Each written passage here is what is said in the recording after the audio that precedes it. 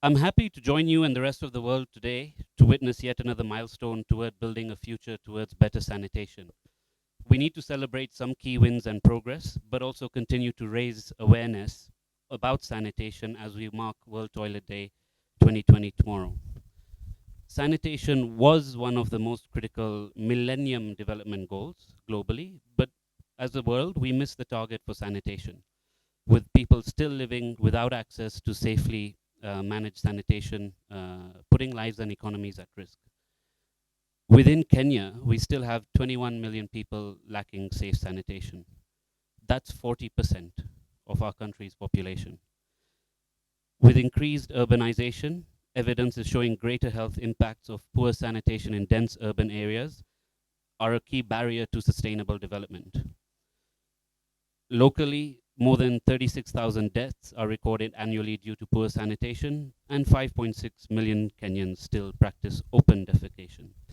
I think all partners in sanitation have stepped up efforts to achieve access to adequate and equitable sanitation by 2030 as part of the SDGs, especially paying attention to the need of women and girls in those vulnerable situations.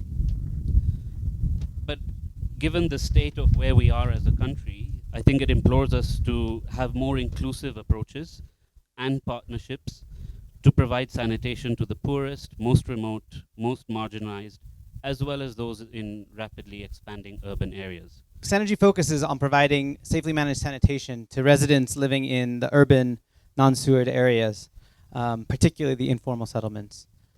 Here in Nairobi and soon in Kisumu, starting tomorrow, as well as with our goals to be able to expand this all over the world to where cities are asking for us to come. What our work is all about is that we've developed a variety of sanitation products and services for customers, and one of them is the container-based Fresh Life toilet that you have just seen. This toilet was designed, with the customer in mind, and we've spent a lot of time, as Joseph was explaining, working with community members, with women in particular, about what they want from a sanitation experience and designing accordingly. We then distribute these toilets to community members. And I think what's really important about the solution that we're offering is that we do offer through this as a subscription model. And what's really important is that partly that helps cover costs, which is so important for sustainability. But it also validates that these are services and products that people want because they're willing to put money to pay for those services. And we think this is so important as we think about how do we transform the informal settlements so that everyone is living happier, more prosperous lives.